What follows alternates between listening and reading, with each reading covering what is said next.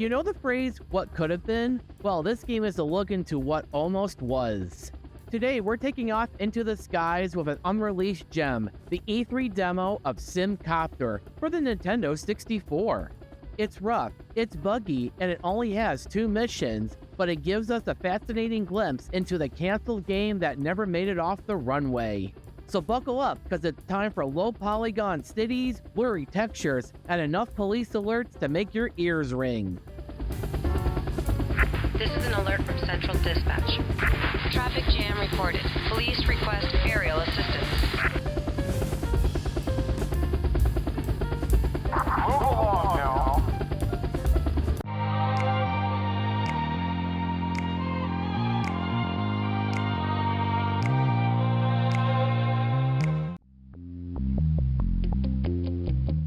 Before we even lift off, the E3 menu sets the tone perfectly. Forget fancy music or flashy visuals, it's all business. A stark, text-driven menu clearly made for trade show demos, not for your living room. No fancy options, no customization, just pure function. If you spot strange debugging options or cryptic text, it's our first clue that it's not a finished game, it's a prototype. A peek behind the curtain of what developers were experimenting with.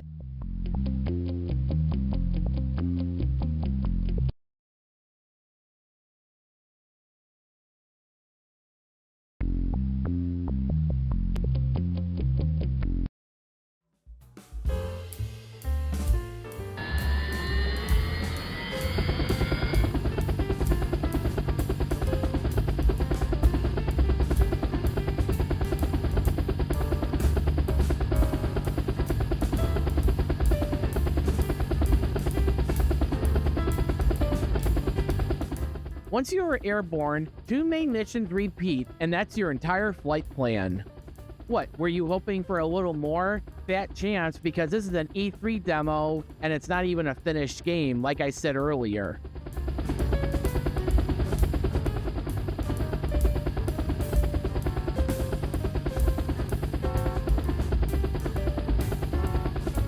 This is an alert from Central Dispatch.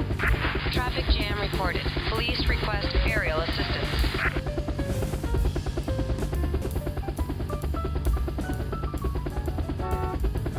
Move along now. Move along now. Move along now. Move along now. Move along now. Move along now. Move along now. Traffic jam cleared. Thanks for your help, pilot.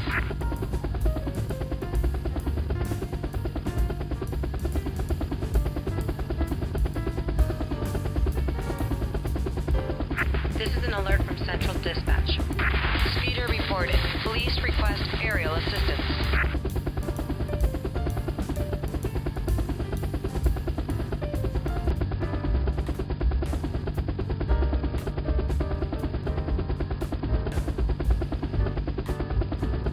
Stop! This is the police!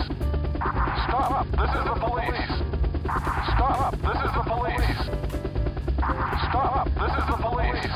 Stop! This is the police! Good job. Thanks for your help, pilot.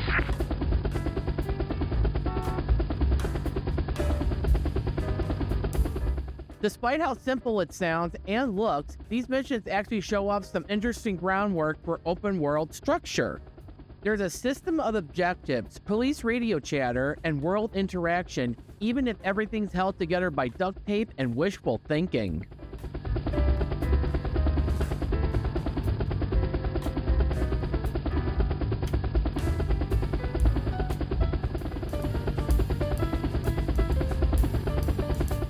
Visually, it's pure early N64 chaos. Low-polygon buildings jolt out of the fog like toy blocks. The draw distance is minimal, and the terrain looks like it was made of green paper. But that's what makes it fascinating. It was an early attempt to bring the SimCity universe to the N64, letting players explore their own city landscapes from above.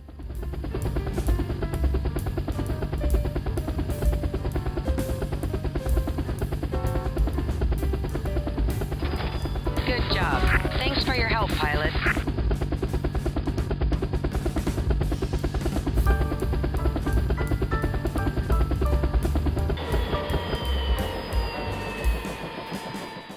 And when you land the helicopter, you can actually exit the chopper and walk around. However, there is not much you can do. The textures are blurry, and the world feels eerie, like wandering in a forgotten simulation.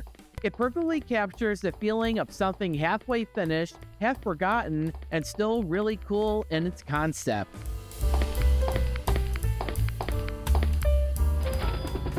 Traffic jam cleared. Thanks for your help, pilot. So, what could have been? SimCopter 64 might never have reached completion, but this demo gives us a fascinating peek into Maxis' intention for the console era. It's rough, repetitive, and barely functional, but it's also a time capsule of experimentation of an early 3D game design. If nothing else, it proves that unfinished games can tell us a lot about the creative risks developers were willing to take back in the 90s.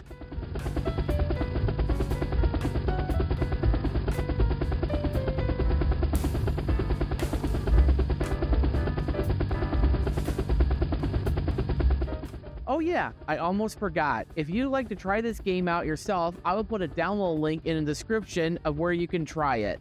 However, to play it, you will have to download an emulator, like Project 64 for example, to get it to run, because it's an unfinished game and there's only a ROM file of the E3 demo.